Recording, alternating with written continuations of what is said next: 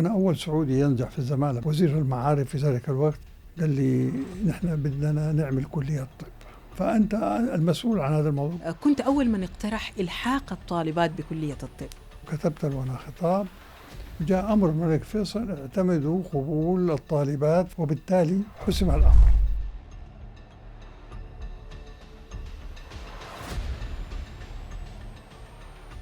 أنا من أنصار تدريس الطب باللغة العربية.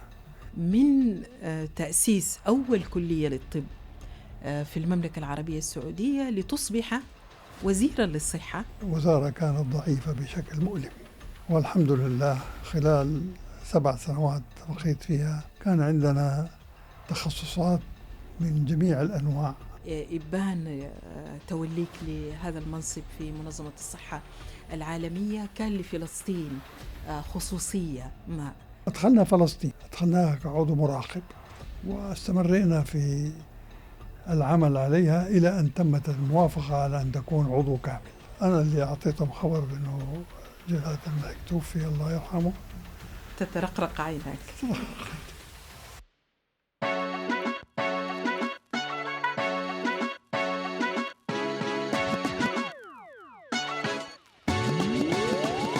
السلام عليكم ورحمة الله وبركاته. أهلا ومرحبا بكم عبر هذه الحلقة الجديدة في بودكاست الكلمة من منظمة العالم الإسلامي للتربية والعلوم والثقافة. بعض الرجال وبعض النساء أيها الكرام قدموا لأوطانهم الكثير والكثير في محطات عملية وحياتية مختلفة، حتى أصبح الحديث عن المنجزات وعن تطور البلدان مرتبط بذكرهم كلما جاءت سيرة العطاء والبهاء والجمال والريادة والإلهام أيضا. ضيف بودكاست الكلمة لهذا الأسبوع أحد هؤلاء الرجال، معالي الدكتور حسين عبد الرزاق الجزائري، وزير الصحة الأسبق بالمملكة العربية السعودية، مدير المكتب الإقليمي لمنظمة الصحة العالمية لشرق المتوسط. أرحب بك كثيرا باسم كل متابعي ومتابعات بودكاست الكلمة. مرحبا بك. شكرا لك، يا الله يرضى عليك. مرحبا بك، مرحبا بارك بك الله كثيرا. فيك. دعني أبدأ بمكة المكرمة، أفضل وأجمل بقاع الأرض. نحن نغبطكم بالمناسبة كمسلمين، أنتم الذين قدر الله لكم أن تولدوا في هذه البقاع الطيبة، وأن تشهد أزقة مدينة مثل مكة طفولتكم، وتشهد صباكم الأول في هذه المدينة الجميلة. كيف هيأت مكة بكل حمولتها التاريخية والروحية والدينية، وبكل تنوعها، تنوع الثقافي والعرقي، تنوع الأطعمة والألبسة والثقافات، كيف هيأت الطفل حسين الجزائري ليصبح هذا الشخص العظيم الذي هو أمامي الآن؟ مكة دامها الله وحفظها آمين. ورعاها، هي عاصمة المسلمين. نعم، هي كذلك. وبالمناسبة الماء في مكة يحتوي على كمية من الفلورايد، وبالتالي أهل مكة إذا شربوا الماء باستمرار يصير عندهم تلون في الأسنان. ولكن إذا كان البقاء في مكة المكرمة لمدة قصيرة نسبيا، يعني 3 سنوات 4 سنوات 5 سنوات، ثم انتقل إلى مكان آخر، يصبح عنده مناعة في أسنانه من التسوس. سبحان الله. لأن الفلورايد نعم. كميته القليلة مناسبة جدا تحمي الأسنان، كمية الكثيرة تعمل بلوتينج، يعني تعمل نعم. يعني عمليا يصبح السن هش. سبحان الله. فهذه إحدى عطاياها. هذه واحدة من نعم. المزايا في مكة المكرمة الحقيقة. وزي ما ذكرتي فيها من كل الأجناس الإسلامية. صحيح. يعني في العادة من يأتي للحج جزء كبير منهم، أو جزء منهم على الأقل، مش جزء كبير، جزء منهم بسيط يبقى في مكة. صحيح. وبالتالي تجد من كل أنواع البلدان الإسلامية جاليات في مكة، من بخارى، سمرقند، إلى آخره، إفريقيا، الهند، كل الصين. الدول نعم في العالم. نعم وطبعا من أفريقيا كمان، من جميع أنواع صحيح أفريقيا. صحيح.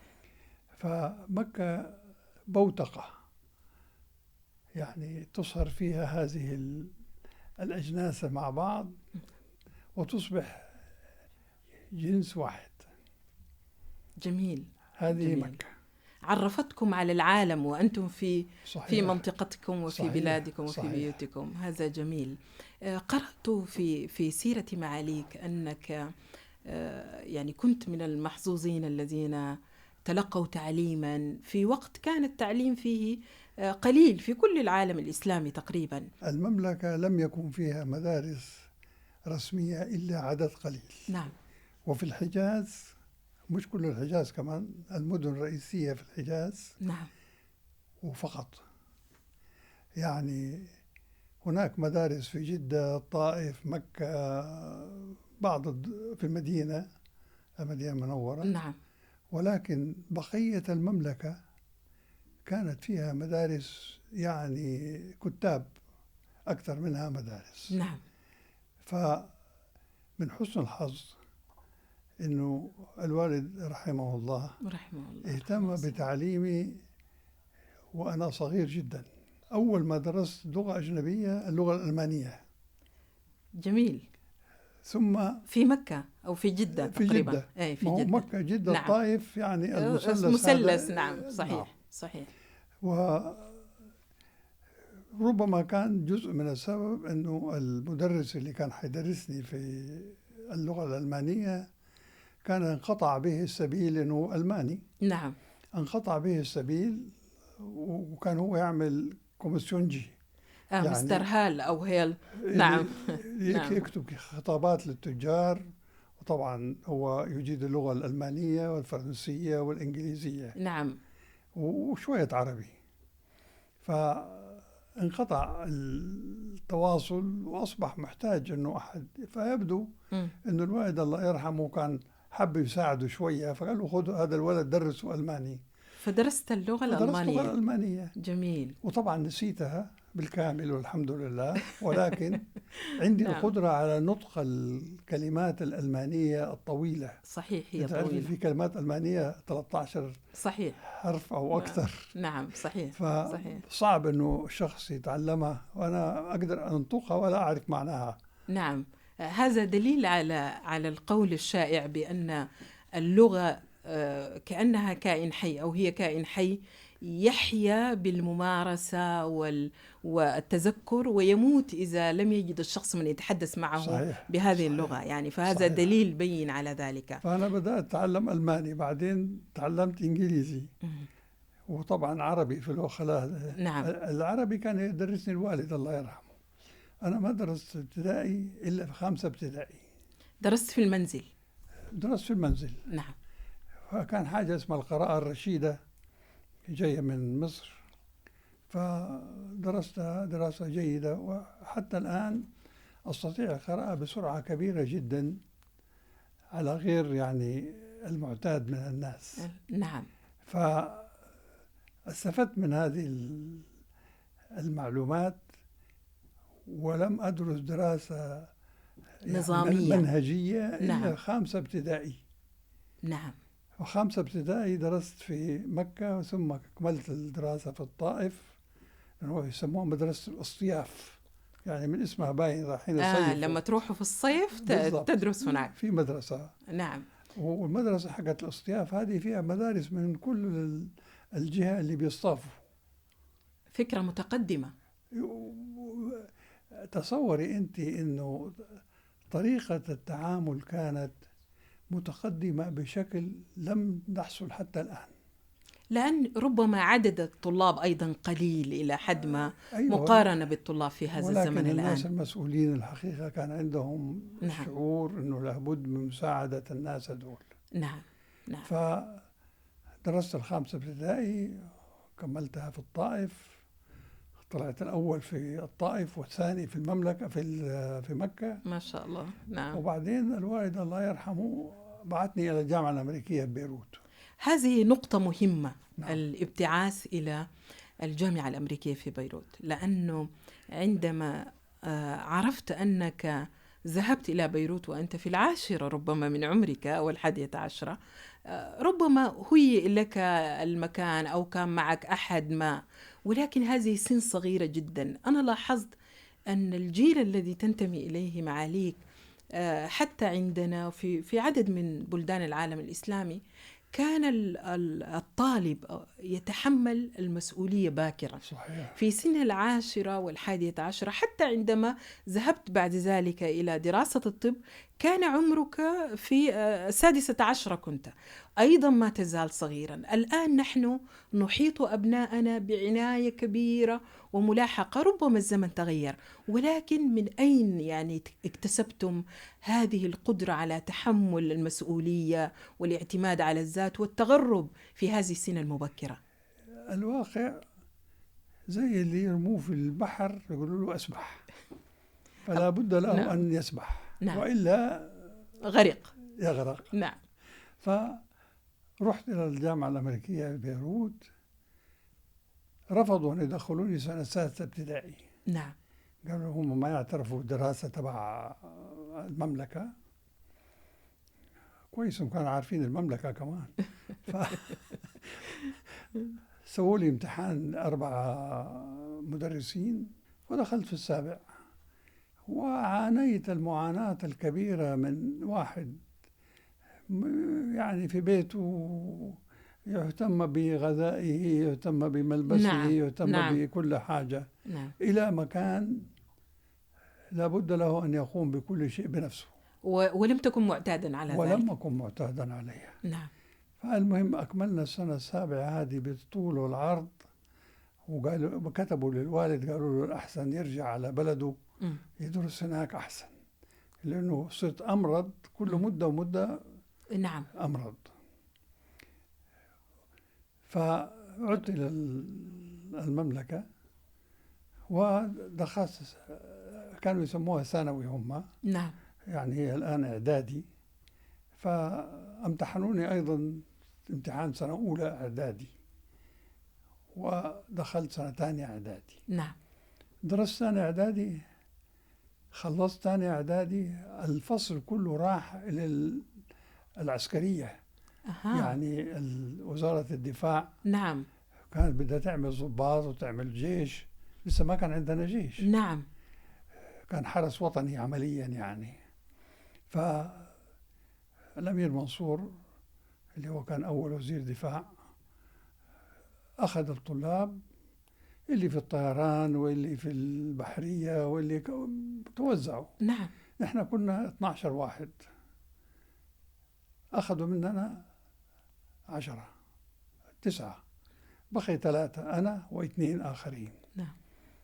وخلال السنة الثالثة ال2 الآخرين أخذوهم للأرصاد الجوية، فبقيت وحدك. بقيت لوحدي في سنة ثالثة. خلصت سنة ثالثة، وطبعا كانت هذه آخر سنة في الطائف، فكان لابد أن أذهب إلى مكة، ومكة ما عندي أحد في ذلك الوقت لأنه أهلي كلهم كانوا في الطائف. نعم. فتكرم علينا الأمير فيصل اللي هو كان نائب الملك في الحجاز. نعم. ووزير الخارجية. كان في وزارتين فقط، وزارة الخارجية ووزارة المالية. نعم. فتكرم علينا وأمر لنا ببعثة إلى القاهرة، وأكملت الدراسة في القاهرة في الثانوي، ودخلت كلية الطب وتخرجت من كلية الطب. وخلال المدة هذه المملكة بدأت تعمل جامعة. نعم. كان الدكتور عبد الوهاب عزام الله يرحمه أخو عبد الرحمن عزام اللي معروف يعني. نعم. نعم. فعبد الوهاب عزام هو اللي بدأ الجامعة في الرياض، كان اسمها جامعة الملك سعود. نعم. فكتبت له خطاب وأنا في كلية الطب، قلت له إنه يعني لابد أن تعملوا دراسة لمن سيقوم بالتدريس في كلية الطب، وكلية الطب لسه ما عندكم، لكن إذا بعثتوا طلاب درسوا دراسات عليا حيكونوا نواة لكلية الطب، بدل ما نجيب أجانب من كل شيء يعني من الأول للآخر. نعم. وتصور أنه عرض الخطاب حقي هذا اللي أنا كنت لسه في امتياز أظن، نعم. عرضوا على مجلس الجامعة واتخذوا قرار بأنه ممكن للكليات الغير موجودة، الطلاب اللي تخرجوا من كليات غير موجودة، أنه يجوا إلى الجامعة في الرياض، يجلسوا عندهم سنة كمعيد لأي حاجة، ويبعتوهم بعد كده بعثة. جميل. وكتب قال أنه تقدم الدكتور حسين عبد الرزاق الجزائري بهذا المقترح، ونشرت في دار البعثة، كانت بعثة داخلية عندنا. نعم. يعني تصوري أن شخص بهذا المستوى يتنازل ويكتب ويحط اسم الشخص اللي بعت له خطاب. جميل. نعم. رحمة الله عليه، رحمه الله رحمة واسعة. أنا سأقفز من هذا التسلسل الجميل لأعود بك قليلا إلى الوراء. ورد ذكر اللغة العربية ضمن اللغات التي تعلمتها باكرا، والتعليم في ذلك الوقت للغة العربية كان يتم بحفظ يعني تلك المطولات عن النحو والصرف وغير ذلك. ولعلك قد درست شرح الآجرومية ربما على يد الأستاذ محمد سعيد المعري. نعم. بعد ذلك في سيرتك أنا لاحظت أشياء تتعلق باللغة العربية أريد أن تعلق عليها. استمعت إلى خطاب لك في مؤتمر الطب التواصلي أظن في العام 2011 أو 2012. اللغة رائعة، وقلما يسلم مسؤول ما من اللحن في اللغة وهو يلقي خطابا، حتى الذين تخصصوا في اللغة العربية، لأن هذا بحر واسع من اللغة، يعني من اللغة العربية. لاحظت سلامة اللغة وجمال التعبير رغم أن الموضوع يتعلق بالطب. ثم لاحظت أن معاليك رأيك إيجابي في تعليم الطلاب الطب باللغة العربية، عكس كثير من الأطباء الذين يصرون على اللغة الإنجليزية. أيضا أظن أنك من أدخل اللغة العربية في مكاتبات وزارة منظمة الصحة العالمية. فلو حدثتنا قليلا عن علاقتك باللغة. زي ما ذكرت انت الحقيقة الأستاذ محمد سعيد المعري وهو كان شاعرا. نعم. أبويا الله يرحمه أو أبي الله يرحمه طلب منه أن يدرسني اللغة العربية. نعم. فأتى بكتاب الشرح الإجرومية. نعم. التحفة السنية. التحفة السنية. نعم. في شرح الإجرومية. نعم. وهذا اللي درسني منه، درسني اللغة العربية. وبعدين هو اللي وداني إلى مدير المعارف في ذلك الوقت محمد طاهر الدباغ. نعم. وبعدين أدخلوني في المدرسة الرحمانية.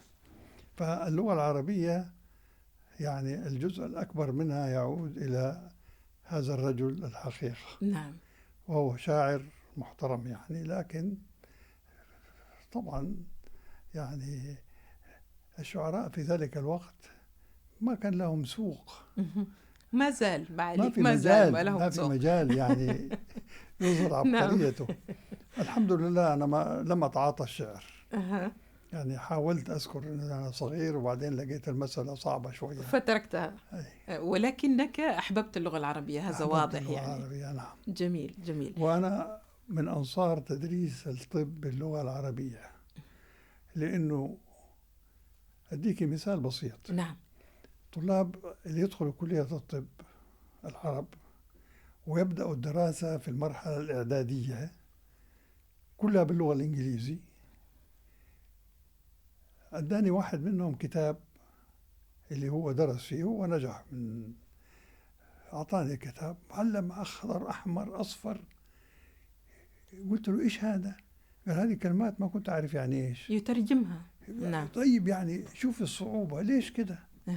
يا أخي أدرس اللغة العربية باللغة العربية. نعم.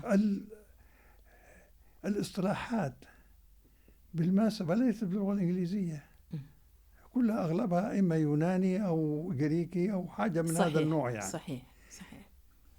فهذا ممكن يدرس كيف تشتق، كيف تستعمل الكلمة، كيف مش عارف إيش، ولكن الأصل يكون باللغة العربية. تعريب المناهج لكليات الطب لا يعني إلغاء الإنجليزية تماما، هي مش ولكن إنجليزية الحقيقة، هي لغة اليونانية. أجنبية بغض النظر. اللغة الأجنبية، نعم. يعني في نعم. لغة أجنبية في صحيح. مناطق بالفرنسي، مناطق باللغة الإنجليزي وهكذا. لا، لكن سبحان الله، إيران يدرسوا باللغة الإيرانية، اللغة الفارسية يعني. نعم. كل بلد في العالم، حتى ألبانيا تدرس بلغتها. ألبانيا دولة صغيرة، دويلة صغيرة صحيح. جدا، تدرس باللغة الألبانية. نعم. ونحن ما شاء الله دول عربية تمتد. صحيح. يعني أظن هنالك تجربة ناجحة لتعريب مناهج كلية الطب في سوريا وفي السودان، طبقت عمليا، ولكن يعني قوبلت بكثير من النقد، ولكنها طبقت. سوريا الحقيقة بدأت باللغة العربية أصلا. صحيح. صحيح. حتى أنه بعض الأساتذة كانوا لا يجيدوا اللغة العربية، يعني تعرف التدريس هذيك الأيام كان باللغة التركية. فكانوا لا يجيدوا اللغة العربية، ولكن أصروا أن يدرسوا بالعربي. نعم. وتعلموا الكلمات العربية التي يحتاجون إليها. نعم. نعم. وحتى الآن ماشية باللغة العربية. يعني هي الدولة الوحيدة التي لم تنحرف عن التدريس باللغة العربية. نعم. ننتقل إلى تأسيس أول كلية للطب بالمملكة العربية السعودية، لأن هذه أعتقد أنها محطة مهمة جدا في حياتك، ومحطة مهمة جدا في مسيرة التعليم الطبي. أنا كنت ابتعثت من قبل الجامعة لدراسة الزمالة في كلية الجراحين الملكية. نعم. وبعد بعض الصعوبات نجحت في الزمالة، وأنا أول سعودي ينجح في الزمالة بالمناسبة. ما شاء الله. فعدت إلى المملكة كإجازة، وكنت خلال المدة هذه مقدم طلبات لأعمل في أحد المستشفيات في إنجلترا، وجاني قبول في مستشفى برومتون اللي هو للصدر والقلب. رحت المملكة، قابلت وزير المعارف في ذلك الوقت الشيخ حسن آل الشيخ الله يرحمه. بقول له إنه مددوا لي البعثة حقتي، لأنه أنا كنت البعثة 3 سنوات، أنا خلصت 2 في سنة اشتغلت فيها، يعني بدي أشتغل فيها. نعم. وبعدين مددوا لي هي شوية كمان عشان أقدر يعني أصبح أخذ خبرة شوية. شوية في الجراحة. نعم. كويس. نعم. قال لي نحن بدنا نعمل كلية طب. قال وأنت أول واحد خريج، فأنت تعمل هذه الكلية، فأنت المسؤول عن هذا الموضوع. قلت له أنا لسه أمس يعني متخرج مكمل الزمالة، مش معقول هذا، شوف واحد عنده خبرة. قال لي لا، لابد واحد سعودي. نعم. قلت له أدرس الموضوع. وبالصدفة كان في واحد من منظمة الصحة العالمية جاء زار المملكة بهذا الغرض، وقال إنه لابد أن يكون عندكم 30 طالب على الأقل عشان تبتدئوا الدراسة. هذيك الأيام اللي بتخلص من توجيه قسم العلمي يعني بركن يطلعوا 40 45 حاجة زي كده. فطبعا مش معقول 30 واحد يطلعوا على كلية الطب، لأنه بقية وبعدين مش كلهم بدرجات عالية. صحيح. فلم يهتموا بتقريره. أنا اهتميت بتقريره الحقيقة، أخذته معايا إلى إنجلترا ودرسته دراسة كاملة. وكتبت بعدين للشيخ حسن آل الشيخ الله يرحمه عن رأيه كيف يمكن عمل كلية الطب، وأن لابد أن تكون يعني مش موازية، يعني لابد أن تكون مشتركة مع أحد كليات الطب العالمية المعروفة. نعم. لأنه اللي يتخرج نوع من التوأمة ربما مثلا. توأمة، نوع من نعم. التوأمة. نعم. لأنه الناس اللي عندنا بعد واحد يتخرج من كلية لسه جديدة ما يكون لهم ثقة فيه. لكن إذا تخرج من كلية متوأمة مع نعم كلية مع معروفة عالميا، نعم، فطبعا يكون في ثقة. نعم. قال لي والله كلام كويس، بس نشوف انت مين هذا اللي يقدر يسوي لنا هي. في ذلك الوقت كان جاء شاه إيران، وكان عرض على الملك فيصل الله يرحمه إنه يعملوا كلية طب في المملكة. نعم. وبدأوا في إجراءات عشان عمل كلية طب، ولكن طبعا إجراءات ضعيفة الحقيقة. نعم. يعني لأنهم درسوا بالإيراني والفارسي، وعندهم كلية واحدة درس باللغة الإنجليزية، وأغلب المدرسين فيها خواجات. نعم. فصدف إني أنا كنت رحت زرتهم وشفت وعرفت المشاكل حقتهم، فكان رأيي إنه ما يمكن أن يكون هو هذا الوضع. فبحثتم عن بديل. أيوة. إيه؟ وبحكم إني أنا كنت في إنجلترا تعرفت على عدد كبير من كبار الجراحين الحقيقة، لأنه حتى كان لما يجي أحد مهم من المملكة يبدو يعملوا له جراحة، فكانوا يسألوني أنا على أساس أني أنا يعني طبيب. نعم. أنه مين الشخص المناسب لعمل هذا النوع من العمليات. فتوحت لي فرصة يعني أتعرف على عدد كبير من كبار الجراحين وكبار نعم. الأطباء هناك، وتكون الصداقات مع بعضهم، بحيث أنه كان يطلبني عشان أعمل معاه أساعده في العمليات. فحطت أنا اسم واحد منهم وصورته في الكتاب حقي. نعم. فصار عندي يعني معرفة بعدد كبير من الناس الكبار هناك. نعم. فلما عرضت الفكرة أنه يعني عايزين نساعد المملكة، رحبوا بالفكرة، ولكن الفكرة هذه لم تنفذ تماما إلا في زيارة الملك فيصل الله يرحمه الرسمية إلى إنجلترا. نعم. كانت الأشياء المبدئية انعملت، ولكن لسه ما في قرار نهائي. لما جاء الملك فيصل وقابل رئيس الجامعة هناك، هو رئيس الجامعة الحقيقة الجامعة الطبية، كان عندهم 20 كلية طب في لندن، بعدين جمعوهم على كل حال يعني.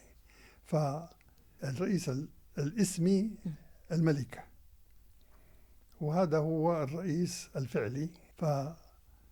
فدبرنا له مقابلة مع الملك فيصل، والملك فيصل الله يرحمه شخصية يعني تجبر الإنسان على يعني التواضع والتفاهم معه. جميل، الله يرحمه. فانحلت كل العقد اللي كانت واقفة، وتم إنشاء أول كلية للطب في المملكة العربية السعودية. فوافقوا إنه يعملوا، إنه يتعاونوا، إنه هم يجيبوا المدرسين نعم لكلية الطب. وفعلا جابوا لنا مدرسين، وقالوا إنه لازم، هي في العادة 4 مواد في كل سنة، قالوا لازم واحدة سنة، كل سنة يعني كل فصل واحد من الامتحانات يكون من إنجلترا عشان الحفاظ على المستوى. نعم. أنا قلت لهم لا، مش واحد، 4 يكونوا من إنجلترا، ما في داعي إنه خلي مرة هذا مرة هذا مرة هذا. نعم. وبالتالي عندما تخرج الطلاب حقوننا من كلية الطب قبلوا في المستشفيات الإنجليزية بدون تفاهم، والشهادة اللي أعطيت لهم هذيك الوقت قبل ما يدخلوا الكلية إنهم هم إن لم يكونوا أحسن من طلابنا فهم على الأقل في نفس المستوى. ما شاء الله، ما شاء الله. وبالتالي بدأت كلية الطب الحقيقة بداية قوية جدا، والحمد لله. الحمد لله. في ذات هذه التجربة معالي الدكتور حسين، كنت أيضا أول من اقترح اقتراحا بين قوسين جريئا في ذلك الوقت، اللي كانت فيه المرأة إلى حد كبير في العالم الإسلامي يعني لم تنل حق التعليم أو حق المشاركة في الحياة العامة كما هو الآن. كنت أول من اقترح إلحاق الطالبات بكلية الطب. كيف قوبل هذا المقترح؟ والله عرضت هذا الموضوع على مجلس الجامعة. نعم. ومجلس الجامعة تردد، لم يتخذ قرار. نعم. ولكن باتصالات شخصية مع الدكتور رشاد فرعون الله يرحمه، كان طبيبه يعني وبعدين صار أصبح سفير. وزير الصحة صح؟ هو كان وزير نعم. وسفير، يعني كان له صلة بالملك فيصل جيدة. نعم. فوصل الخبر للملك فيصل وكتبت له أنا خطاب، وجاء أمر الملك فيصل اعتمدوا قبول الطالبات في السنة التعليمية القادمة. وبالتالي حسم الأمر، والحمد لله صار عندنا كليتين عمليا. نعم. لأنه ما كان في اختلاط، فكان عندنا كليتين للبنات واحدة للبنات واحدة للأولاد. نعم. وبعدين في المستشفى طبعا كلهم يشتغلوا مع بعض. جميل جميل. فهذا يعني المواقف حقتي أنا كلها الحقيقة مع الملك فيصل الله يرحمه. الله يرحمه ويحسن إليه. الله يرحمه. ساقتك أقدار الله أيضا من تأسيس أول كلية للطب في المملكة العربية السعودية لتصبح وزيرا للصحة. كيف كانت تجربتك في وزارة الصحة؟ أنا تسلمت وزارة الصحة ولم يكن قد تخرجت أول دفعة من الكلية، يعني في السنة نفسها. نعم. في آخر العام بدأ التخرج. فالحقيقة ما أقول لك فوجئت، لأنه كان في يعني إشارات وإرهاصات. نعم. إشاعات نعم. ما أقول مغرضة لكن إشاعات جيدة. نعم. إنه في الوزارة الجديدة حيكون واحد ولا من 3. نعم. أعرف الثاني أنا بس ما أعرف الثالث. والثاني هذا الدكتور حسين شويل الله يرحمه جاء زارني قال لي ترى اليوم حيعلن تشكيل الوزارة الجديدة. نعم. وأنا وإنت مرشحين. واحد ثالث معانا ما أعرف من هو. نعم. وجلسنا فتحنا الراديو وسمعنا الأخبار ووجدت أنه أنا صرت وزير صحة. فالحقيقة ما كانت بالنسبة لي مفاجأة، لأنه كنت أعمل في مستشفى وزارة الصحة. نعم. وبالتالي يعني عندي فكرة عن وزارة الصحة وإيش عمال يعملوا والمشاكل حقتهم. نعم. وإيش العيوب وإيش المزايا وإلى آخره. إلى جانب ذلك كان وزير الصحة في ذلك الوقت وأنا عميد كلية الطب دائما يطلبني أزوره، فيقول لي عندي كذا وعندي كذا، إيش رأيك كيف نسوي؟ نعم. فيعني أصبحت أنا على شبه دراية بوزارة الصحة وتفاصيلها قبل أن أدخل إلى الوزارة. نعم. نعم. دخلت الوزارة والحقيقة الوزارة كانت ضعيفة بشكل مؤلم، والحمد لله خلال 7 سنوات بقيت فيها كان في عندنا جراحة قلب مفتوح، كان عندنا تخصصات من جميع الأنواع، كان عندنا أنا جبت بعض الأخصائيين من دول أخرى، شغلت مستشفيات كبيرة. أول مشروع كبير عملته المستشفيات ال5. مستشفيات تصوري جدة اللي هي الميناء الأول للحجاج وللناس كلهم وللتجارة ولكل حاجة، كان فيها مستشفى متهالك واحد يا الله. ومتهالك. في مستشفى ولادة بالإيجار، السيدة عشان تولد ينزلوها الدور الأرضي ما في أسانسير، يا الله، يشيلوها على كتفهم. نعم. يعني قصدي إنه النهضة الوضع التي تمت كان يعني ما أدري إيش أقول عنه. إيه نعم. يعني كأنه ما في. المهم عملنا 5 مستشفيات، وأصدقائي كلهم قالوا لازم تعمل مستشفى في الرياض. قلت لهم آخر مستشفى كبير هعمله في الرياض، لأنه الرياض فيها مستشفى المركزي نعم. وهو مستشفى جيد. وفعلا عملت في جدة والمدينة والأحساء وجيزان. جيزان كانت يعني ما فيها شيء نهائي. يا الله. وفي مستشفى في الخبر، نعم. هذا أديناه الجامعة اللي كان ما عندها مستشفى وعندهم مستشفى بدأوا كلية تعليمي طب، ليصبح. صار مستشفى تعليمي. نعم. أنا عنا لي وسطها. حب أقول لك على مستشفى جيزان. اتفضل. مستشفى جيزان هذا كانوا عملوا مستشفى في جيزان وزارة الصحة. نعم. وسقط في الأرض، يعني انهار في الأرض فيها كمية أملاح كبيرة جدا. نعم. فباستعمال المياه والحاجات هذه والصرف الصحي سقط المستشفى، دخل إلى حد الدور الأول. يا الله. نعم. ومال طبعا، يعني رجعوا بنوا مرة ثانية مستشفى بدون دراسة الأرض. مهمة دراسة وحصل التربة. نفس المشكلة. نعم. فعشان نعمل مستشفى في جيزان طلعنا 15 كيلو، يعني أول منطقة لقيناها ما فيها ملح على بعد 15 كيلو.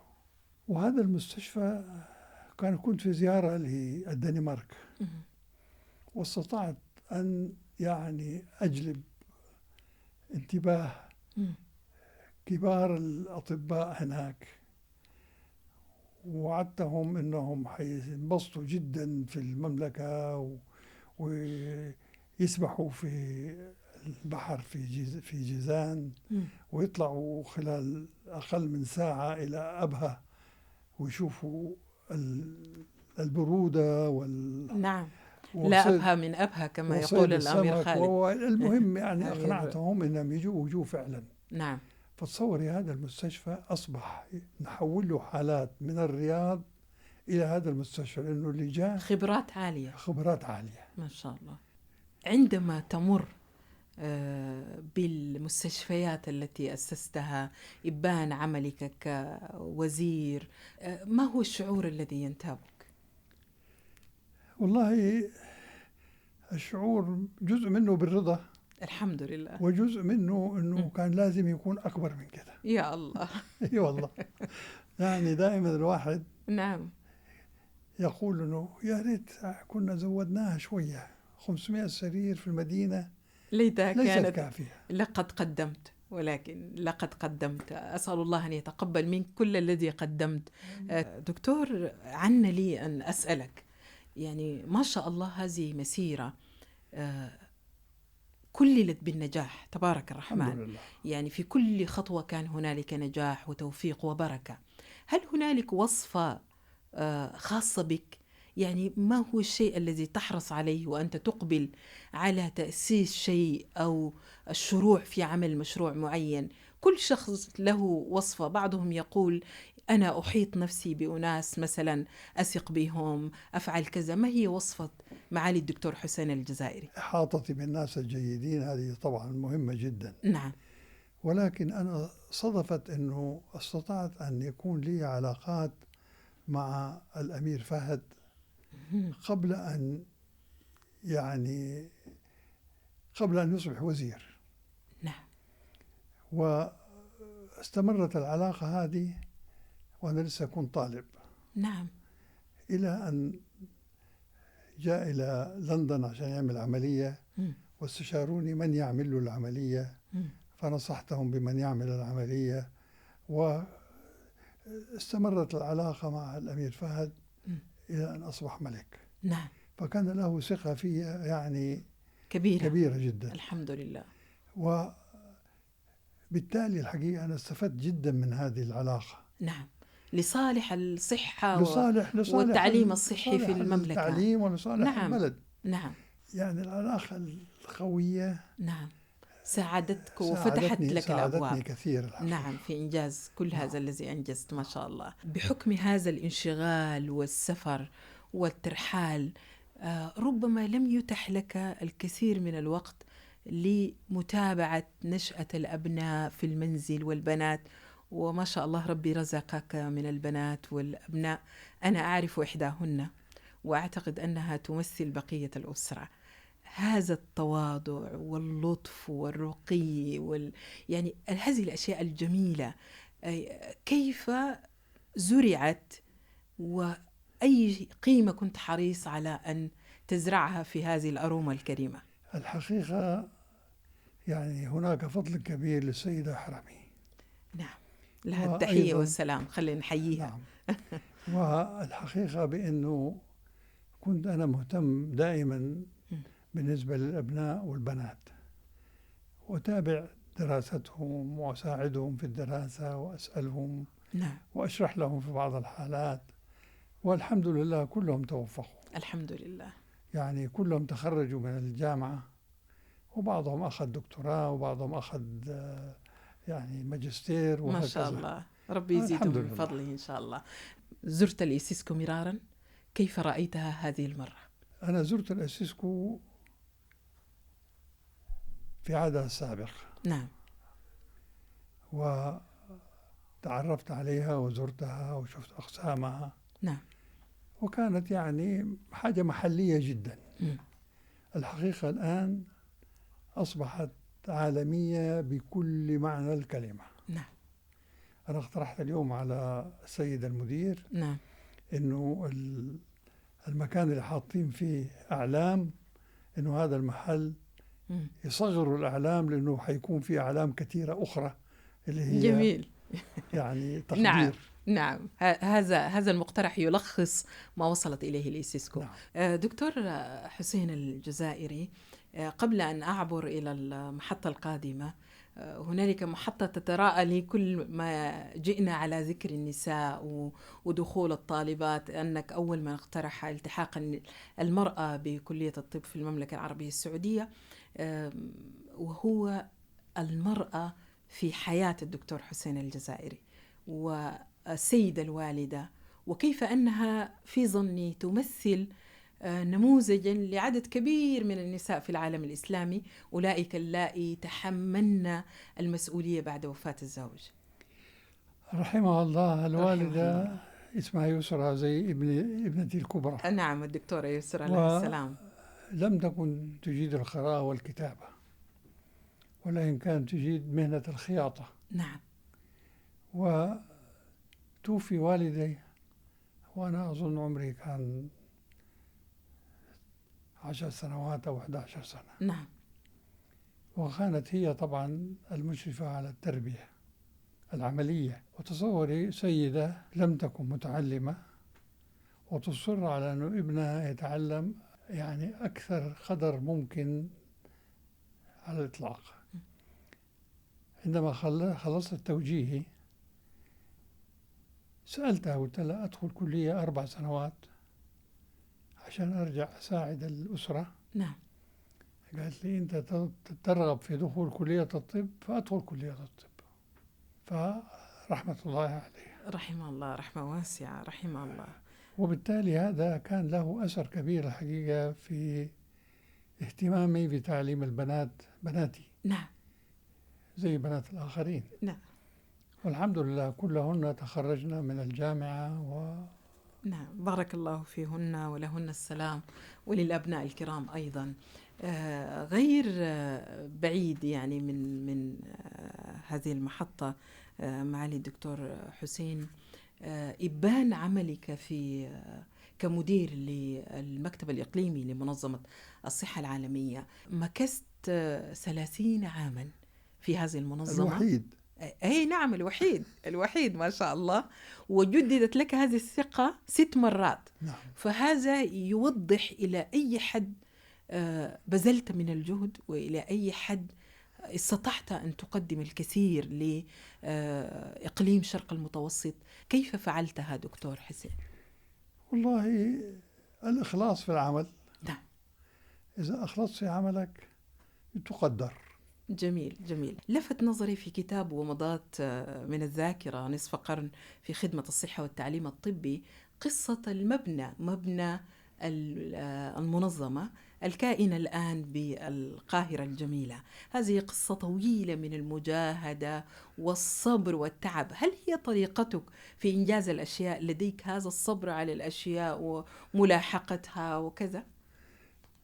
كنا أساسا في مبنى في اسكندرية. نعم. هو مبنى جميل الحقيقة، ولكنه صغير جدا، إلى درجة أنه كان عندنا 4 أقسام من المنظمة خارج المبنى، ومن ضمنها المكتبة اضطرينا نحطها مع مكتبة جامعة اسكندرية. حاولنا أن نأخذ أرض نكمل بها المبنى في الإسكندرية. نعم. قوبلنا من بعض الأخوان الله يسامحهم ويرضى عليهم لأنهم أفادونا عمليا. نعم. إنه ما يجوز تغيير المبنى هذا شكلا ومش عارف إيش إلى آخره. طيب اضطرينا نذهب إلى القاهرة، ووزير الصحة كان زميلي في القصر في العيني. الدراسة. نعم. فساعد كثيرا الحقيقة في الحصول على قطعة أرض. حصلنا على قطعة الأرض، ولكن قطعة الأرض تحتاج إلى مبنى. ذهبنا إلى المنظمة، المجلس التنفيذي، أدونا فلوس عشان نبني المبنى، فاعتمدوا مبلغ يعني صغير جدا وقالوا أنت عليك تدبير الباقي، مع أنهم هم بنوا للمنظمة في أغلب الأماكن على حساب المنظمة. نعم. فاضطريت يعني أعمل ملاحقة والضغط نعم على الجهات الداعمة. وإلى آخره. نعم. إلى أن استطعنا أن حقيقة نتوصل إلى عدد كبير جدا من الناس اللي ساعدونا، وبالتالي أمكن بناء هذا المبنى. نعم. أيضا دكتور حسين الجزائري، إبان توليك لهذا المنصب في منظمة الصحة العالمية كان لفلسطين خصوصية ما، فلو تحدثنا قليلا عنها مع كل التحية والسلام لهذا البلد الحبيب. نحن كانت إسرائيل جزء عندنا، داخلة من عدد الدول، وطريقة التعامل تبعهم كانت سيئة الحقيقة. أكتب لهم برقية يبعثوا لي بالجواب بالبريد العادي. فأنا جمعت هذه كل الحاجات، وكان دائما يصير نقاش في منظمة الصحة العالمية في الاجتماع العام إنه أحوال الشرق المتوسط، أحوال الصحية. نعم. ووزير الصحة الإسرائيلي في ذلك الوقت قال نحن نكتب وما يردوا علينا ومش عارف إيش. وأنا كنت عندي خبر إنه حيقول حاجة زي كده، فجهزت الخطابات. جايب الملف، جايب الخطابات حقته. بعثت لك برقية بتاريخ كذا، جاوبتني بريد عادي حتى مش جوي، يصل متأخر بالضرورة. يعني المهم تشرشح شرشحة كاملة. نعم. وبعدها طلب نقله إلى إقليم أوروبا. أفضل. وأدخلنا فلسطين. نعم.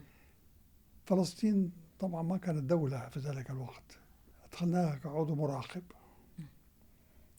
واستمرينا في العمل عليها إلى أن تمت الموافقة على أن تكون عضو كامل. نعم. والحمد لله تمكنا من ذلك. جميل. في هذا الكتاب ولعلنا يعني ذكرت أكثر من شخص، يعني أنا لفت نظري أنك تذكر حتى الذين درسوا معك في المراحل الأولية وفي التوجيهية وكذا، وصديقك الذي حثك على كتابة ومضات من الذاكرة وغير ذلك. ماذا تمثل الصداقة بالنسبة للدكتور حسين الجزائري؟ والله أنا كوزير كان لي صداقة مع 3 من الوزراء الآخرين العرب. نعم. وزير صحة البحرين، وزير صحة الكويت، ووزير صحة العراق، ووزير صحة سوريا. يعني الحقيقة كنا نعمل مع بعض بشكل جيد جدا. جميل. ولأننا كانت علاقتنا جيدة فكان دائما تلاقي آراءنا واحدة، وإذا كان واحد مو عاجبه شيء يتكلم مع الآخر وإلى آخره، ويستعين بالخبرات المختلفة حقته. كان عدد كبير جدا من المرضى يسافر للخارج على حساب الدولة في الدول الخليج بما فيها المملكة. نعم. وهذه عمليا ألغيناها، لأنه أصبح هناك إمكانية للعلاج في داخل هذه الدول. نعم. دكتور حسين، لا أريد إفساد هذا اللقاء الجميل وهذه الذكريات الجميلة بذكر مواقف حزينة، ولكن يا سيدي الكريم نحن يعني مزيج من هذه المواقف الحزينة والجميلة في الحياة. كنت شاهدا على اللحظات الأخيرة للملك فيصل، صحيح. وذكرت ذلك في كتابك أنه كان يعني أنها تلك اللحظة كانت من اللحظات العصيبة في حياتك. صحيح. نعم. كان عندي زيارة من عميد كلية الطب القصر العيني للكلية الجديدة، وكان سعيد جدا بأنه يشوف كلية جديدة يعني على أحدث طراز زي ما يقولوا. نعم. وجاني تليفون أنه من الديوان الملكي أنه نحتاجك في مستشفى مركزي يسموه. نعم. قلت له إذا لم تقول لي ليش أنا عندي زيارة رسمية ما أقدر أسيب. قال لي في إصابة وضروري تجي. وفعلا رحت هناك، وجدت مجموعة من الأطباء الأمريكان اللي كانوا جايين عشان المستشفى التخصصي الذي لم يبدأ بعد. نعم. وبيحاولوا يعملوا إنقاذ الملك فيصل الله يرحمه. أصيب بعدد من الرصاصات. نعم، في القصة المشهورة. نعم، رحمه الله. أنا جلست معهم شوية وحاولنا، وواضح أنه ما في فائدة. فخرجت إلى الغرفة المجاورة، وكان هناك الأمير فهد والأمير سلمان. نعم. الأمير السلطان. فأنا اللي أعطيتهم خبر بأنه جلالة الملك توفي الله يرحمه. رحمة الله عليه.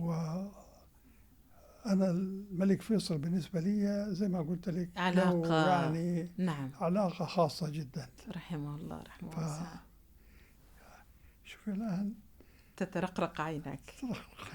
رحمه الله رحمة واسعة بقدر ما قدم لأمته، وتقبل الله كل ما قدمه وما قدمته للمملكة ولكل العالم الإسلامي، رحمة الله عليهم. باركك الله ورعاك. معالي الدكتور حسين الجزائري، وزير الصحة الأسبق بالمملكة العربية السعودية، مدير المكتب الإقليمي لمنظمة الصحة العالمية للشرق المتوسط، أنا والزملاء الأعزاء سعدنا كثيرا بأن كنت ضيفا كريما على بودكاست الكلمة من منظمة العالم الإسلامي للتربية والعلوم والثقافة الإسيسكو. شكرا جزيلا لك، وشكرا جزيلا لكم. حتى الملتقى الأسبوع القادم بمشيئة الله تعالى. السلام عليكم ورحمة الله وبركاته.